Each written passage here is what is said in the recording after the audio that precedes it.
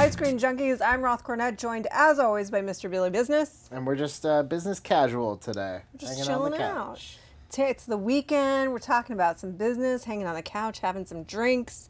And we talk a whole lot about Warner Brothers and what's going on behind the screens and on camera, particularly as it relates to DC and that evolving slate. So we wanted to bring in an expert. We brought in Mr. Richard Rushfield, who is the editor-in-chief of The Ankler, which is an online newsletter that dives into the industry and a lot of the behind-the-scene machinations.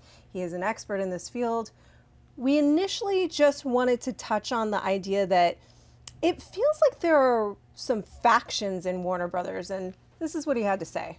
It's really been interesting over the last couple of years to hear such varied reports about what's happening at Warner Brothers around DC and what movies are in development or not, or what deals are in development or not, and are test audiences liking a movie or not.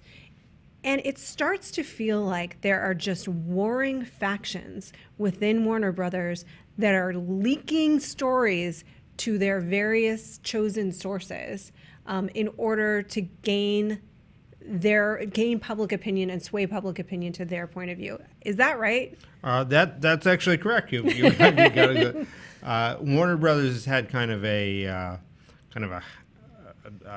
hands-off management that has had a lot of different fiefdoms and sort of overlapping org chart that has led to a lot of sort of finger pointing and blaming others and shifting and credit hogging and all this. And within that, the DC world has had a lot of cooks in the kitchen, a lot of people tinkering with it and having ideas and driving it, and no one really guiding it in the way Kevin Feige does at Marvel. So what are, and we don't have to name the names of like specific people, but what are in general terms these different factions, and what do they want? They're all, so at the backdrop of this is that there's a new owner coming in at some point. It's AT&T has been trying to buy Time Warner, their parent company, now for a couple of years, and that's caught up. It's going to go to court. The government is trying to stop that. It's going to go to court in a few months, and they either will take over or Time Warner will try to sell it to someone else at that point. And so everybody is sort of positioning themselves for a new owner to come to town, and not knowing what that new owner will do. Will they clean house and fire everybody? Will everybody get promoted? Will some people get promoted? So it's a lot of different parts of the company trying to get ahead of the others in anticipation of that. What are your thoughts on that? This was kind of my expectation going in, but it is interesting to hear that confirmed. Yeah, it's interesting. I think the one thing that we don't really think about is, we're so conditioned to think like, oh, DC, all they care about is the movies, all they care about is the stuff we care about, when really, at the end of the day, these are people who are fighting for their jobs, and there's probably a lot of commotion, a lot of turmoil. Things maybe haven't been going the way they want to go. And yeah, I think that's probably makes a whole lot of sense to me. Yeah, it makes me curious about two things. One is if you start to see a success upswing, for example, at DC, which we hope that there is, when Aquaman coming out, and there have already been some adjustments behind the scenes, and roles are shifting around. Jeff Johns is no longer leading the ship. So if we do start to see more success, I wonder if we'll see fewer leaks. He even says, a leak is kind of something when people feel like they're underappreciated or they're left out. Yeah, it could be that maybe when things settle down internally, there won't be as much of a reason to try to get, the truth out there. But you never quite know. I do think that things might turn around with Aquaman. It sounds like things are going better, but we'll see. I hope they do. Another thing that I've been wondering, though, is Fox. Because the people at Fox have to be equally nervous about their jobs heading into this deal with Disney. So I wonder if we'll start to see more leaks or information coming out of Fox in the next year or so. I think we kind of already did in a way. We heard, and maybe not necessarily leaks in terms of just like, that wasn't supposed to get out. But we're certainly, I think a lot of those leaks are like intentional. I think they're trying to get as like, we're working, look, we're getting things done, we're doing Multiple Man with James Franco, we're doing Kitty Pryde movies, we're doing all these X-Men movies. Like, I definitely think we've heard a lot from Fox, given that we also think that Fox might go over to Disney. Right. So it'll be interesting to see how that slate ultimately pans out. But I think they're making interesting moves in the interim. One person, as we know, who led the charge initially with Marvel was Joss Whedon. And, of course, things fell apart with him at DC with Batgirl. So we wanted to talk to Richard about what exactly happened there. We've all speculated about it, but this is what he had to say. I mean, why did Joss leave Batgirl? Could he really not crack the story? You're Joss Whedon, really? Well, I mean, Joss Whedon had some public problems due to his divorce with his wife and other problems related to characterizations of women he'd put into scripts and things. And in this environment, he had become a somewhat toxic figure. And to have him helming a female superhero movie, I think just wasn't tenable. That just wasn't going to happen. So those are some of the things, again, that we've speculated about, but what's kind of your take with Joss? I feel like this makes a lot of sense. I also wonder how much the success of Wonder Woman actually derailed these plans. I think when you put out something so great like Wonder Woman with such an amazing director like Patty Jenkins, it almost doesn't really like look good for you if you're putting out another strong female-driven character by a male director. It seems like a little bit mixed messaging, and I think that they probably smartly were like, oh, look, Joss Whedon, great storyteller, great comic book writer, but this probably isn't the right project. It feels like that, but then also because things are out in the public that largely are happening behind the scenes at other studios, I do have to wonder if there is something to the idea that we're hearing just way more about the development process than maybe we normally would or we need to, and that things do fall apart. Movies fall apart all the time. Our friend John Schnepp made a film about it, The Death of Superman Lives, What Happened. And that movie was pretty far along the pike when it fell apart. So in any event, we'll see what happens with Joss in the future. Maybe he'll go back to television. I do wonder, like, is it because of Joss's personal problems specifically? Like, let's say just theoretically it was Taika Waititi was, going to make a Batgirl. Would they have stuck with it? Who's to say? But I do think overall, probably a smart move for Warner Brothers to just be like, you know what? This is a female-centric movie. Let's get a female director. Hopefully a lot of more females behind the camera too. I think this is ultimately going to be a good thing.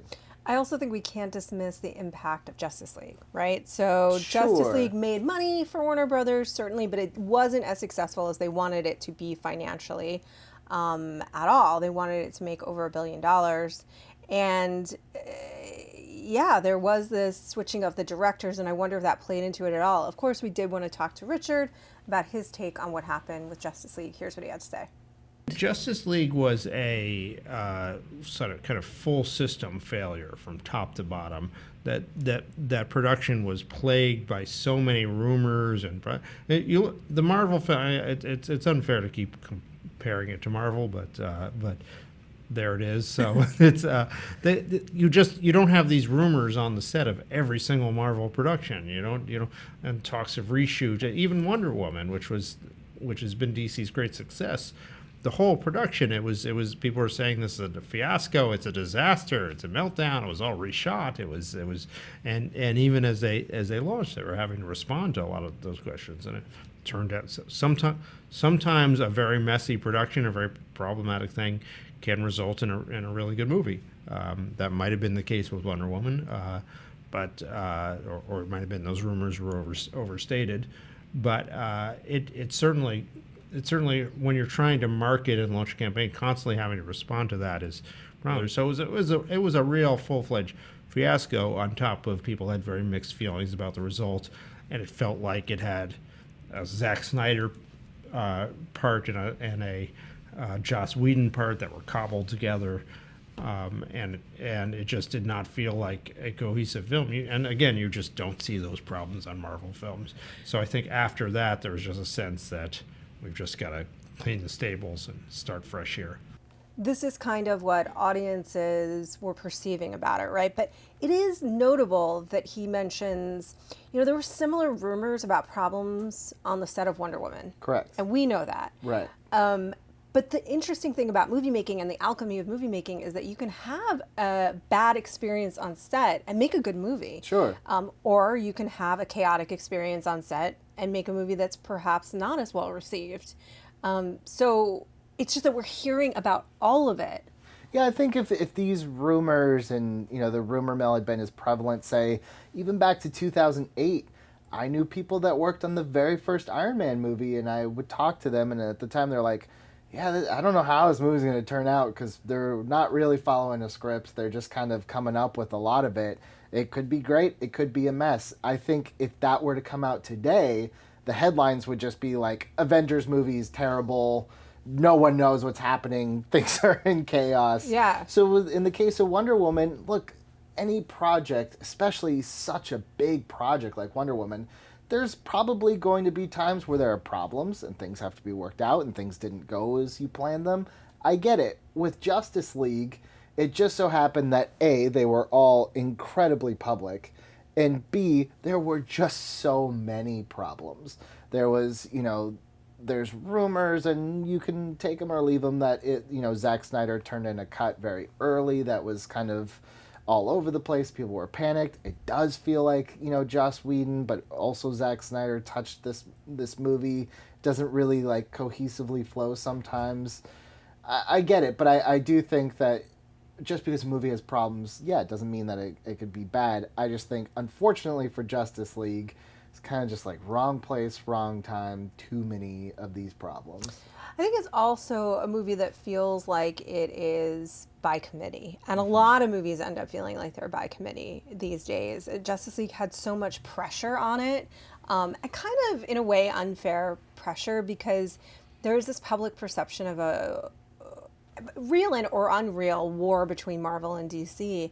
And it's unfortunate because I think it actually does impact what we ultimately see on screen. And to your point, I've talked about this before, noting for inflation, Gone with the Wind is still the #1 domestic blockbuster of all time, and that was a movie riddled with problems. It had 3 different directors. The main stars did not get along. They started to get really pissy about still being on set. They both wanted to go back to their respective spouses. And you're right. Today we would say it's a disaster, and then the movie would come out and we would say it's a miracle. I don't know how they made a good movie, and that partially is just the business of making movies. Yeah, and I also think that things like Marvel, with a lot of their movies crossing that $1 billion mark, there is kind of some unfair pressure in that sense. I think Justice League maybe didn't perform the way that they thought that movie should. But it's not like a John Carter type disaster where Warner Brothers is like, we might have to shut down because of this. Our perception of what is a failure has definitely changed in the last couple of years. Yeah.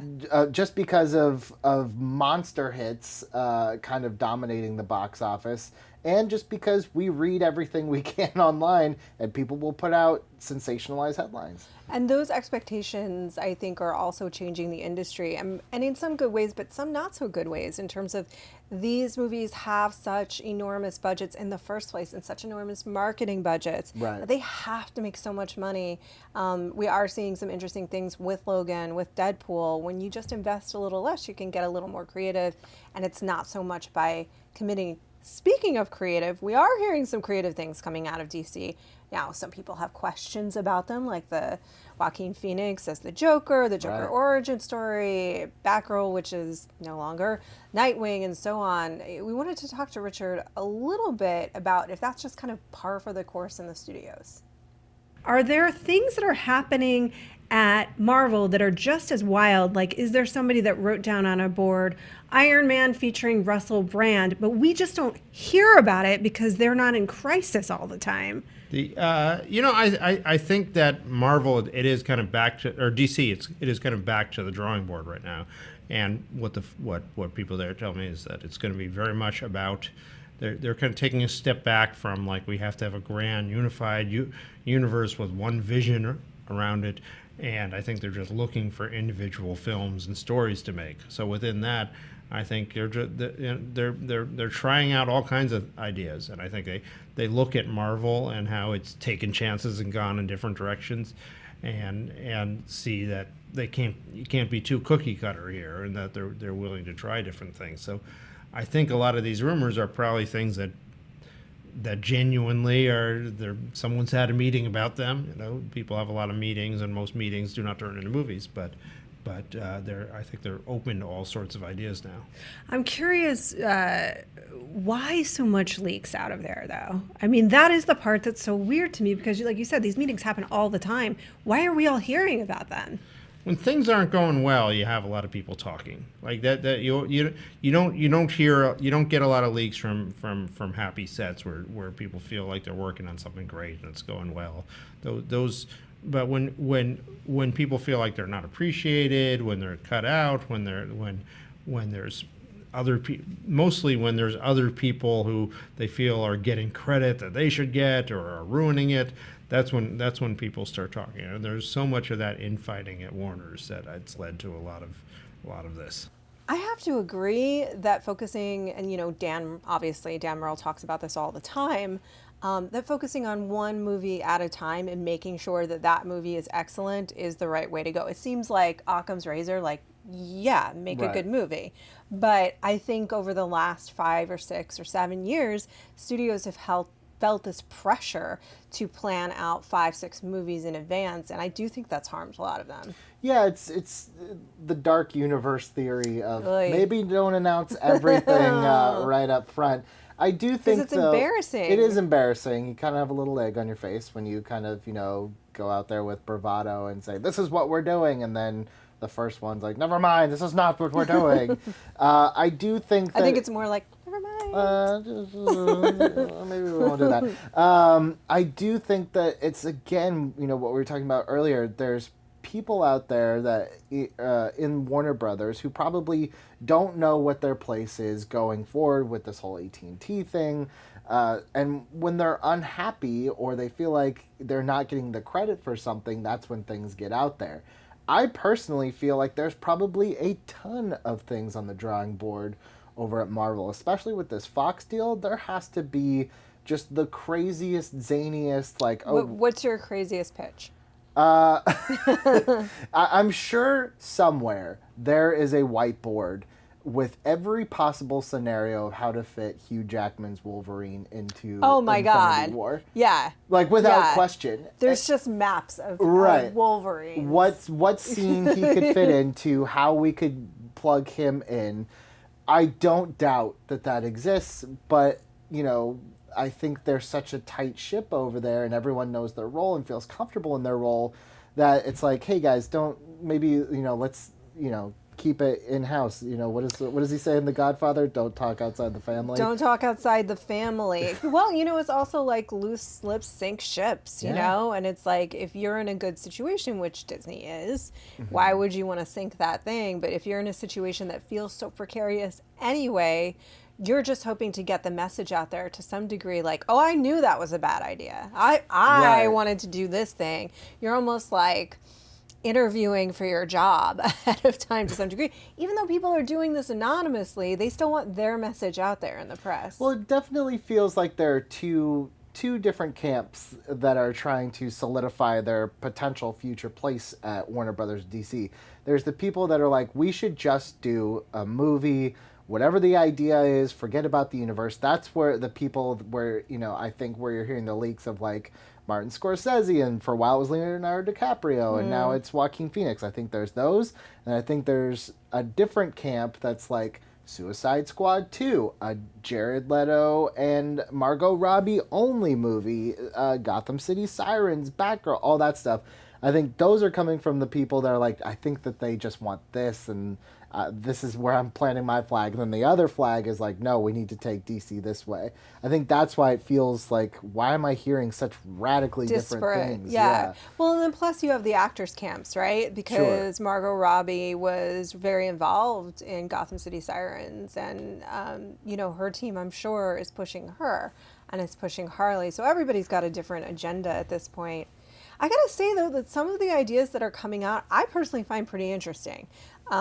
And I would rather see them get experimental, and I would rather see them go the way of Fox a little bit and try some smaller films, smaller budgets, with riskier stories, and just see how it goes. One of the movies that I was looking forward to was The Batman. Yeah. And there is so much will he or won't he with Batfleck. Is Ben coming back? We asked Richard. You have all of these different leaks coming out of the company, but there is zero clarity about where Ben Affleck stands. I mean, where does he stand with this at this point? Because, like you said, he couldn't even walk the red carpet. Yeah, that was sort of this consistent, ongoing fiasco that would, during the course of Justice League, would bubble up every month or so about whether he was going to be Batman anymore. Did he want to be Batman? Did they want him to be Batman? He had his own troubles with his friendship with Harvey Weinstein, and it became an ongoing thing. I think the fact that there hasn't been an announcement about it yet. I mean, there's probably nothing to announce. There's probably the next Batman movie is probably a ways down the road, and I'd be very surprised if he were the star of it. Well, that sounds about right. This is the Ross and Rachel of our generation. Will he or won't he give up the bat? Look, I hope that if we start to move into a DC universe where it is not necessarily tied into this cinematic universe, it's just one-off stories, I hope this question becomes irrelevant. I hope that's like, well, in this movie, Batman's 25 years old and it's year 1 or 2. And in this movie, he's 60 years old and it's Dark Knight Returns and it's, Michael Keaton coming back. That's what I would hope they do, because that's what they do with their DC animated movies, is they have some in like a New 52-ish continuity, and then some they go off like Gotham by Gaslight. And DC kicks Marvel's ass at animated movies. I think that's where they're going to be most successful. Interesting. So you're saying they should follow their own model? They should look at what's working, which is the animated movies, and say, okay, why do people like these ones? That's why I feel like, is Ben Affleck going to be Batman? I don't know if it really matters. I hope the business model for them changes to where the answer could be yes, but also no, depending on what the story is. The other thing that I feel like we're finding is that, have found, is that the movies, the characters that are really popular in the films don't always match who's really popular in the comics. Correct. Aquaman, we're hearing really good things. People loved him in Justice League. We're hopeful for that movie. So I wanted to talk to Richard about that. And then also, what does he generally think the future for DC is? Have you heard any similar rumors about upheaval on the set of Aquaman, or does that seem to be mostly smooth sailing? Aquaman's been pretty quiet. I mean, they've got a director there who's a real director that they seem happy with. I haven't heard anything specifically about whether it seems like it's going to be good or bad, but it hasn't been just a leak factory like the other movies have been. So. And with Aquaman coming out, that leads to sort of back to the general direction, because ideally and hopefully it will be a great success. If it is, do they then sort of hone in on these characters that have been successful in their created, expanded universe and Wonder Woman and Aquaman and things like that, and then do these spin-off movies? Or do they again go, okay, we've got to reunite them for Justice League 2, and we've got to find a way to crack that and make it work? I think they're really at this point just they've been so burned by the universe conundrum that I think they feel like, if we have 3 or 4 movies that do very well, then our options are much greater than they were before. So I think they're really back to taking a movie and a story at a time here, which is what they should have done in the first place, and it's probably the right answer. It's interesting because he sounds generally optimistic to me, which is good. I feel optimistic. Nobody, as film lovers, we all just want to go see a great movie. You know, that's all any of us really want. And we're reporting on it so much that you can lose track of that. Do you find that you're still able to tap into that part of you that is just kind of an enthusiastic fan? Absolutely. Look, when Justice League came out, I think I was one of the few that was like, I know this thing has problems. I don't care. I had a blast. I said the same thing with the Infinity War trailer. I said, I don't even need to see the movie. I already know it's my favorite movie I've ever seen in my life. Sure. Sometimes I'm glad I'm not in your position where I'm not a film critic. I can be incredibly biased. I love these characters. I grew up with these characters. I want not just Marvel, not just DC. I want wins every single time, because if DC puts out a great movie, Marvel's like, man, we got to put out a great one too. Competition gives you great stuff. I think Aquaman was the standout character, or one of the standout characters from Justice League. I think it's a good director. I think it's going to be a fun movie. I think they definitely found a voice for Aquaman by the end of that movie, where we're like, this is a fun character. Let's see what happens with him. I am an unabashed fan of Jason Momoa, so that's it. And I'm very excited about the movie. But it's interesting, to your point, we've talked about competition before, and we are in this golden age of television and have been in this golden age of television because doing anything less than excellent won't do. And so I think you're right. It only helps all camps if people are making good movies, because it does drive that competition and we'll get more and more good ones. So I'm pulling for DC as much as I'm pulling for Marvel, as much as I'm pulling for, frankly, any movie. When I go into a theater and I sit down and the lights dim, I'm still a little kid. I want magic.